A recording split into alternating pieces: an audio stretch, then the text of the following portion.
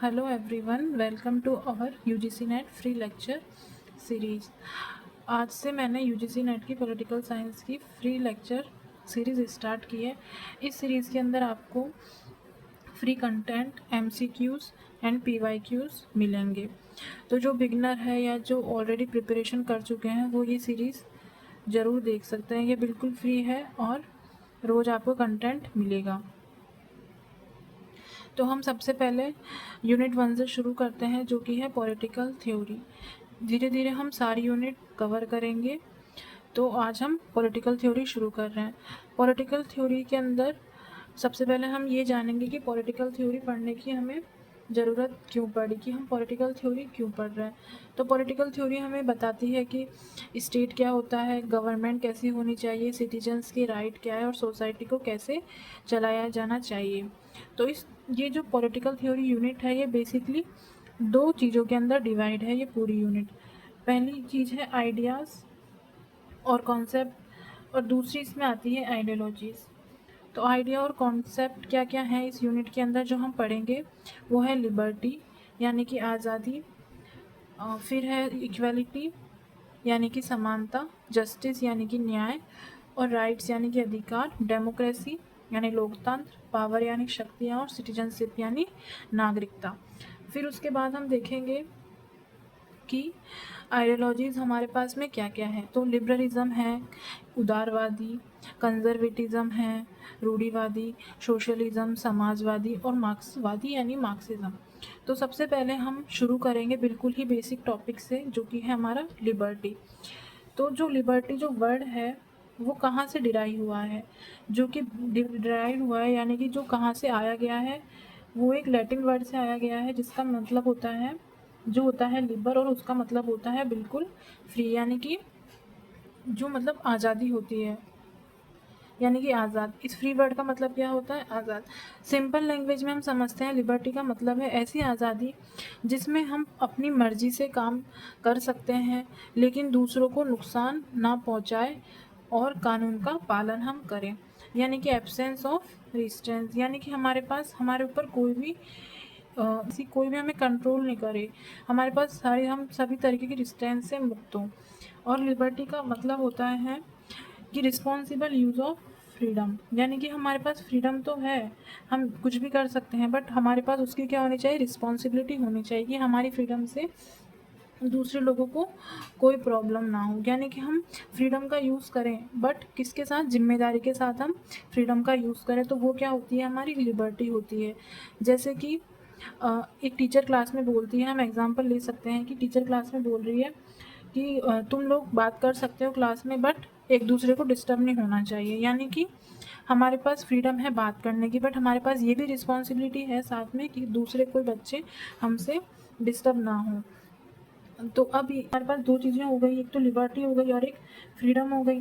तो लिबर्टी का जो वर्ड है वो नॉर्मली आया कहाँ से है, वो आया है लिबरलिज्म, उदारवादी विचारधारा से।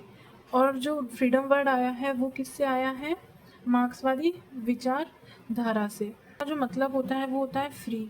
तो जो बहुत सारे लोग होते हैं वो इसको किसके साथ जोड़ लेते हैं, फ्रीडम के साथ जोड़ लेते हैं।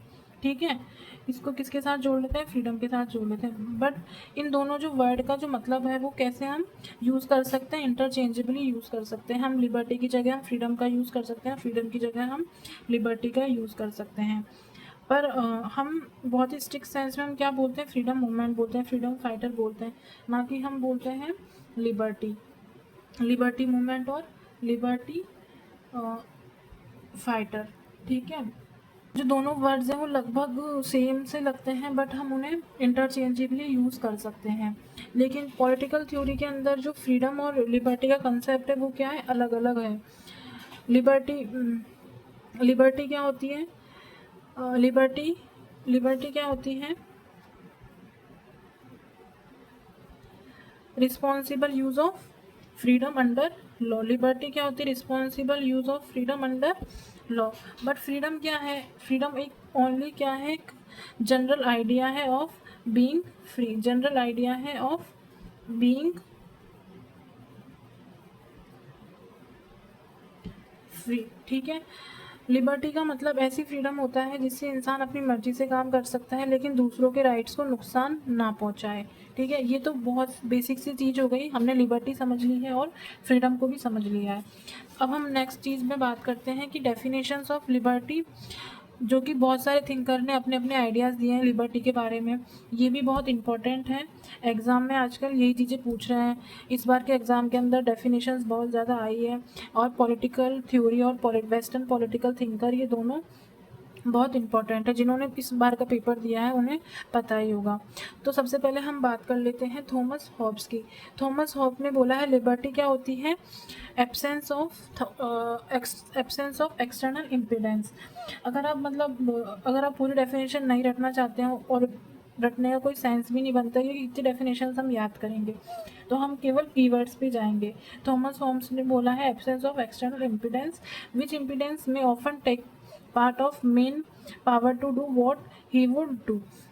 इसका मतलब होता है कि हॉब्स कहते हैं कि अगर जब हम बाहर से कोई रोक टोक, यानी कि हमें एक्सटर्नल ऑब्स्टेकल ना हो, तभी वो क्या होती है, असली लिबर्टी, असली फ्रीडम होती है। ठीक है, अगर तुम्हें कहीं कोई जाने से कोई रोक रहा है, पुलिस रोक रही है, तो वो क्या है, एक्सटर्नल ऑब्स्टेकल है, तो वो क्या हो जाएगी, फ्रीडम नहीं मानी जाएगी। फिर लॉक कहते हैं where there is a no law, जहाँ पे कोई कानून नहीं है, there is a no freedom. ठीक है, जैसे कि फॉर एग्जांपल अगर लॉज नहीं होंगे तो हम एक दूसरे को नुकसान पहुंचाएंगे और हम किसी की भी फ्रीडम फिर सेफ नहीं रहेगी। तो लॉक का कीवर्ड हो गया नो लॉ और नो फ्रीडम। रूल्स कहते हैं कि liberty consist in obedience to general will. तो ये किसका कंसेप्ट, ये किसका कीवर्ड हो गया, रूसो का। जीन जे क्रूसो का कहते हैं कि जब हम सोसाइटी के जो जनरल विल, यानी कि क्या होता है, सोसाइटी के कॉमन इंटरेस्ट, अगर हम सोसाइटी के कॉमन इंटरेस्ट को फॉलो करेंगे, सोसाइटी के कॉमन इंटरेस्ट को हम फॉलो करेंगे, तभी क्या होगी, असली लिबर्टी होगी। जैसे कि अगर हम सब लोग रेड लाइट पे रुकेंगे तो वो क्या होगा, सबके लिए फ़ायदेमंद होगा। तो ये क्या है, सोसाइटी की जनरल विल, यानी कि रूसो। ग्रीन क्या, टी.एच. ग्रीन बोलते हैं liberty is the positive power of doing and enjoying those things which are worthy of doing and enjoying. यानी कि ग्रीन कहते हैं कि सिर्फ फ्री होना लिबर्टी नहीं है, ऐसी लिबर्टी, असली लिबर्टी वही है जो इंसान को अच्छे और यूज़फुल काम करने का मौका दे। यानी कि इसकी लिबर्टी का ये सॉरी कि एजुकेशन लेना, जॉब करना और अपना टैलेंट डेवलप करना ही, ये क्या हो रही है, हमें अपॉर्चुनिटी मिल रही है अपने काम करने की। ठीक है, कि अगर हम अपनी कहते हैं कि सिर्फ फ्री होना लिबर्टी नहीं है, असली लिबर्टी वही होगी, असली लिबर्टी हमें तभी मिलेगी जब इंसान को अच्छे और यूज़फुल काम करने का मौका मिलेंगे। यानी कि हमें क्या मिलेगी, अपॉर्चुनिटी मिलेगी, तभी हम क्या होंगे, फ्री होंगे असली तौर पे। जैसे कि अगर हमें अपॉर्चुनिटी मिले फ्री एजुकेशन लेने का, जॉब करने का, अपना टैलेंट डेवलप करने का, तो ही वो हमारे लिए लिबर्टी मानी जाएगी। अगर ये सब नहीं होगा तो वो लिबर्टी हमारे लिए किसी काम की नहीं है। सीले बोलते हैं liberty is the opposite of over government. ये इनका मानना है कि अगर ओवर गवर्नमेंट होगी, अगर गवर्नमेंट हर छोटी छोटी बात के अंदर इंटरफेयर करेगी तो लोग फ्रीली अपने डिसीजंस नहीं ले पाएंगे। फिर नेक्स्ट थिंकर आते हैं हमारे पास हीगल। हीगल का मानना है कि liberty is the obedience to law, यानी कि जब हम लॉ का पालन करेंगे तभी क्या मानी जाएगी, वो लिबर्टी मानी जाएगी।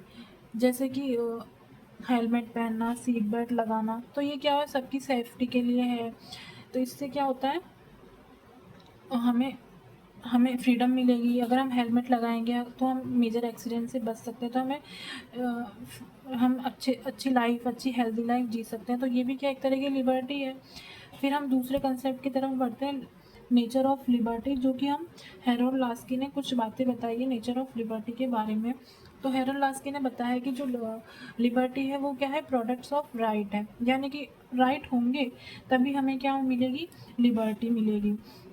तो इसका सबसे बेस्ट एग्जांपल मैं आपको बताती हूँ। अगर हमारे पास राइट टू एजुकेशन होगा तो हम जो गरीब बच्चा है जो एजुकेशन नहीं ले पा रहा है तो वो एजुकेशन ले सकता है। ठीक है, अगर हमारे पास राइट टू एजुकेशन है तभी तो हम फ्री एजुकेशन और हम एजुकेशन ले पाएंगे। तो ये क्या होगा, लिबर्टी किसका प्रोडक्ट है, राइट का प्रोडक्ट है।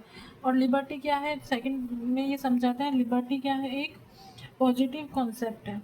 पॉजिटिव कॉन्सेप्ट कैसे है कि लिबर्टी सिर्फ रेस्ट्रिक्शन की एब्सेंस ही नहीं होती बल्कि डेवलपमेंट की अपॉर्चुनिटीज़ भी होती है।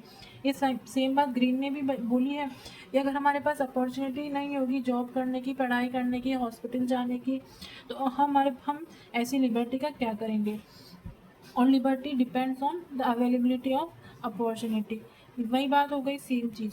Liberty and rights and liberty है वो क्या होते हैं, इनसेपरेबल होते हैं।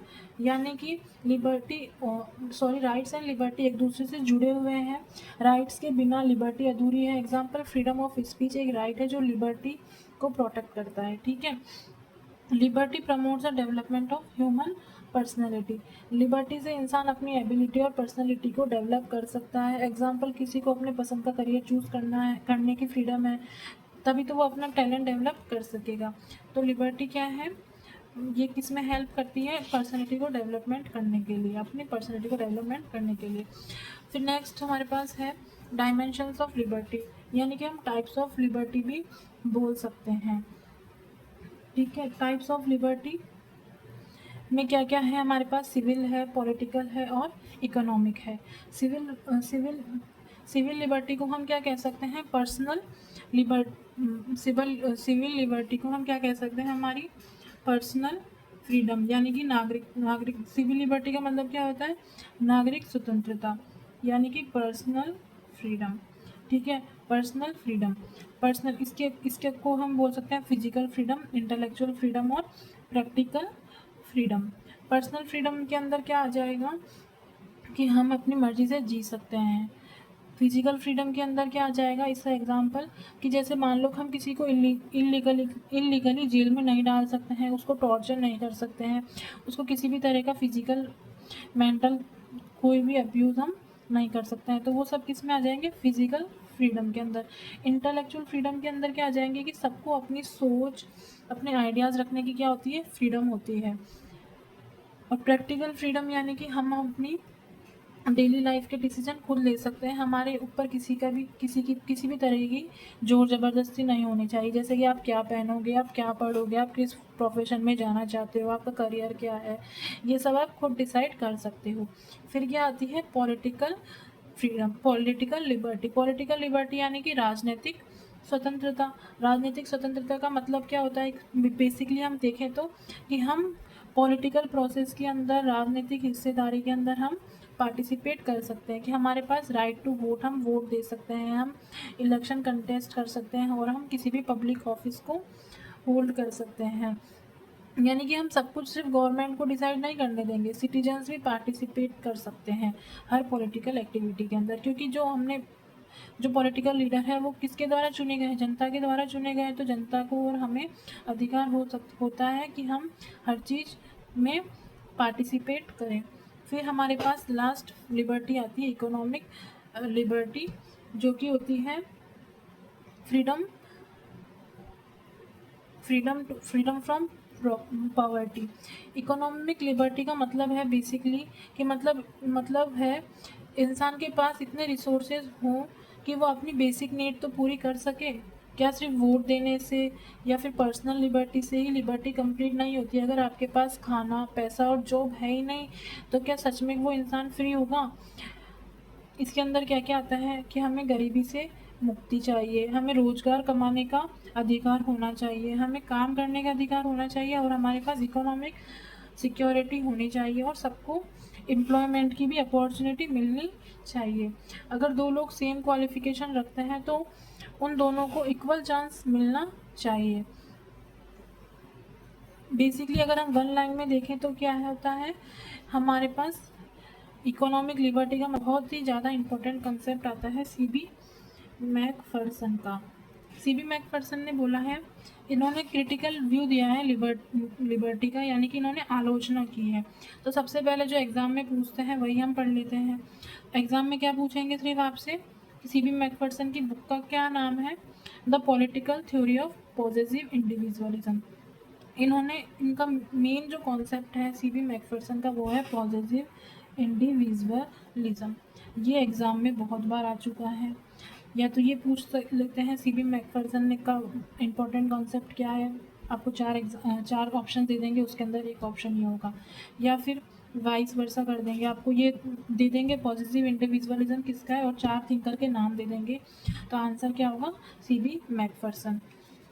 ठीक है, अब सीबी मैकफर्सन पॉजिटिव इंडिविजुअल क्या होता है, पॉजिटिव इंडिविजुअलिज्म क्या होता है? मैकफर्सन कहते हैं कि क्लासिकल जो लिबरल थे, इंसान को सिर्फ एक प्रॉपर्टी ओनर की तरह देखते थे, यानी हर इंसान अपने फ़ायदे और प्रॉपर्टी के बारे में ही सोचता है। जो क्लासिकल लिबरलिज्म है वो हम लिबरलिज्म जब हम उदारवादी विचारधारा पढ़ेंगे, आइडियोलॉजीज पढ़ेंगे, तब उसमें आपको और अच्छे से समझ में आएगा। तो मैकफर्सन ने क्रिटिसिज्म किया है कि जो क्लासिकल लिबरलिज्म थे वो क्या देखते थे, इंडिविजुअल को, एक पर्सन को प्राइवेट प्रॉपर्टी पर ज़्यादा फोकस करता है।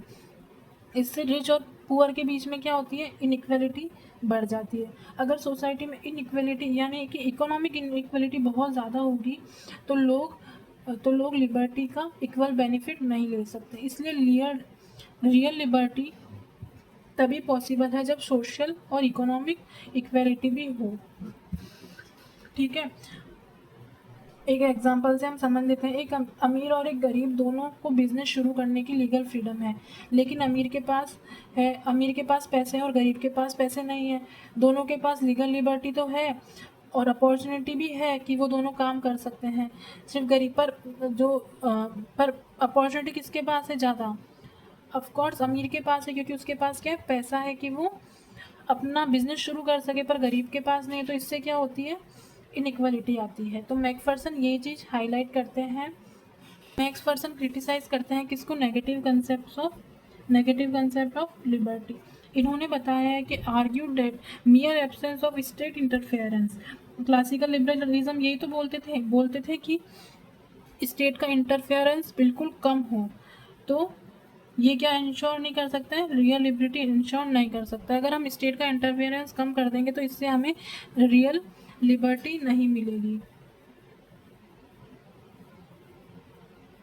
रियल लिबर्टी तभी होगी जब इंसान के पास पढ़ाई, नौकरी, पैसा और अच्छी अपॉर्चुनिटी भी हो, ताकि वो अपनी लाइफ में आगे बढ़ सके। इसलिए मैकफर्सन ने डेवलपमेंटल लिबर्टी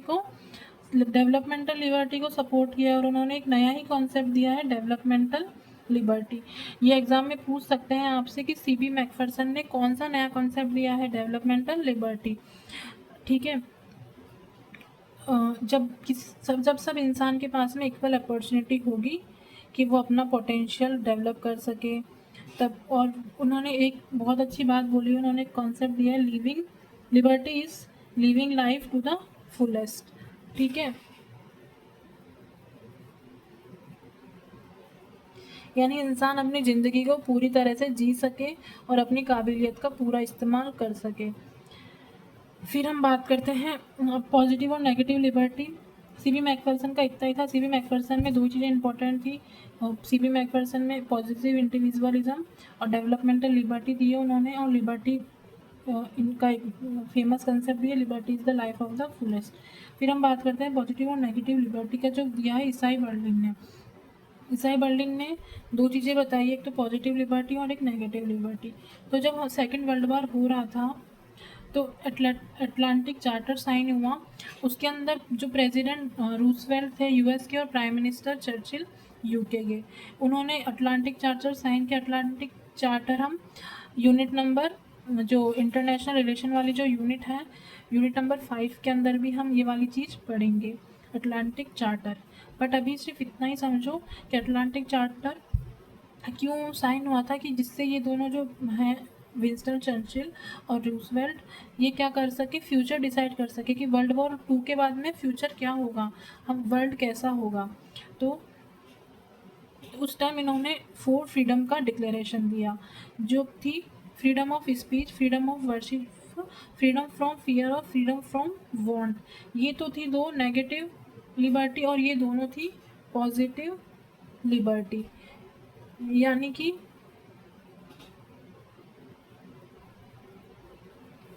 नेगेटिव लिबर्टी क्या होती है, कि इसका मतलब क्या होता है कि मुझे कोई नहीं रोक सकता, और पॉजिटिव लिबर्टी यानी मेरे पास काम करने की अपॉर्चुनिटी है। फ्रीडम ऑफ स्पीच और फ्रीडम ऑफ वर्शिप, यानी कि फ्रीडम ऑफ स्पीच यानी कि अपनी बात बोलने की आज़ादी, और फ्रीडम ऑफ वर्शिप यानी किसी भी रिलीजन को मानने या ना मानने की आज़ादी। नेगेटिव लिबर्टी, सिंपल मीनिंग है नेगेटिव लिबर्टी का कि स्टेट तुम्हें बिना वजह नहीं रोक सकता है। नेगेटिव लिबर्टी यानी कि इसका वर्ड नेगेटिव क्यों है कि ये स्टेट पे रोक लगाती है कि स्टेट तुम्हें नहीं रोक सकता, इसीलिए ये स्टेट के सेंस में क्या है, नेगेटिव लिबर्टी है। Freedom from fear and freedom from want, ये है positive liberty. Freedom from fear यानी किसी को डर में जीना ना पड़े। फ्रीडम फ्रॉम वांट यानी किसी को भी भूख लग रही है, गरीबी है या बेसिक ज़रूरत है तो वो ना हो। ये सिर्फ ना रोकने काफ़ी नहीं है, स्टेट को काम भी करना पड़ेगा, जैसे पुलिस देकर सिक्योरिटी देनी पड़ेगी, गरीबों को राशन देना पड़ेगा, एजुकेशन और जॉब देनी पड़ेगी और हॉस्पिटल बनाना पड़ेगा। मतलब स्टेट एक्टिवली हेल्प करे ताकि लोग अपनी लाइफ अच्छी तरह से जी सकें। यानी कि पॉजिटिव लिबर्टी यानी कि स्टेट शुड हेल्प। ठीक है, अब तुम्हें समझ में आ गया होगा। अब हम बात करते हैं, ईसाई बर्लिन ने दो कॉन्सेप्ट दिए हैं, पॉजिटिव और नेगेटिव लिबर्टी।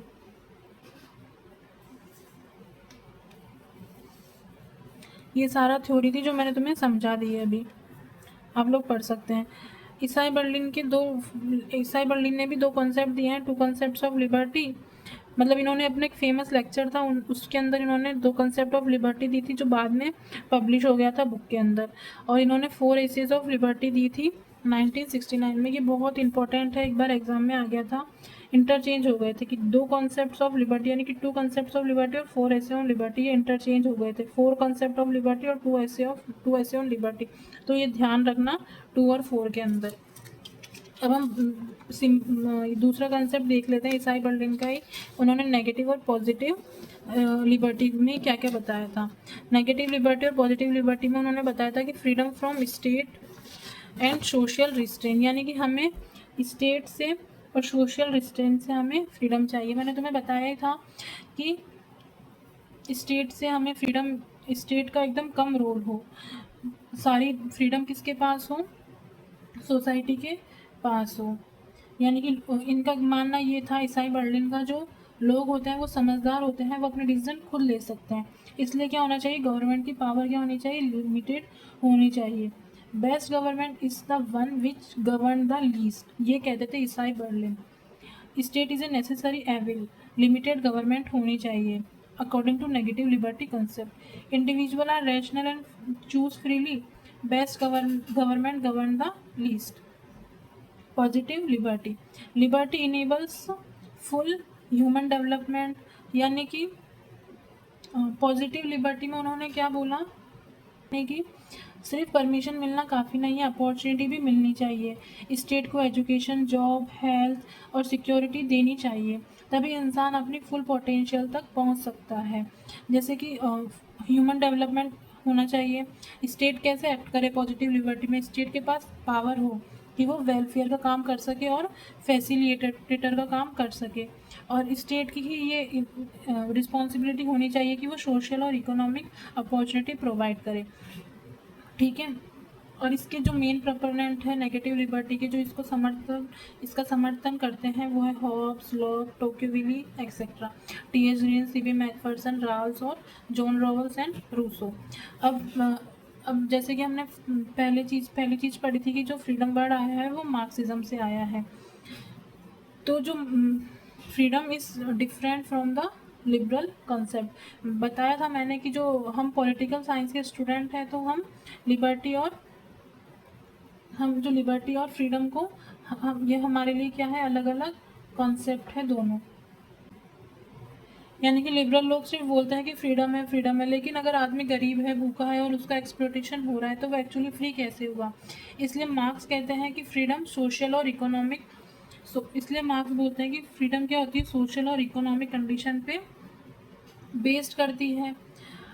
अगर गरीबी और एक्सप्लॉयटेशन नहीं होगा, अगर हम एक्सप्लॉयटेशन को रिमूव कर दें, तभी तो ह्यूमन बीइंग है जो अच्छी तरीके से अपनी अपॉर्चुनिटी का फ़ायदा उठा सकता है। और सिर्फ इंडिविजुअल की ही नहीं, पूरी सोसाइटी की फ्रीडम ज़रूरी होती है। लिबर्टी केवल इंडिविजुअल पे फोकस करती है, बट फ्रीडम इस पे फोकस करती है सोशल फ्रीडम, यानी कि सोसाइटी की फ्रीडम पे। ट्रू फ्रीडम कब पॉसिबल है, जब हम कैपिटलिज्म को अबॉलिश कर देंगे, जब ये कैपिटलिज्म ख़त्म हो जाएगा तभी एक्चुअल फ्रीडम होगा, यानी कि क्लासलेस स्टेटलेस सोसाइटी जो क्या बन जाती है, कम्युनिस्ट बन जाती है। कम्युनिस्ट सोसाइटी चाइना, वही क्या होता है, कम्युनिस्ट सोसाइटी होती है। तो मार्क्स क्या चाहते हैं, जब क्लास ही नहीं होगी, कोई अमीर गरीब ही नहीं होगा, कोई राज्य ही नहीं होगा हस्तक्षेप करने के लिए, तो क्या होगी, एक्चुअल फ्रीडम होगी। Freedom for all, not just individual is the ultimate goal, ये मार्क्स का कंसेप्ट है। तो सिर्फ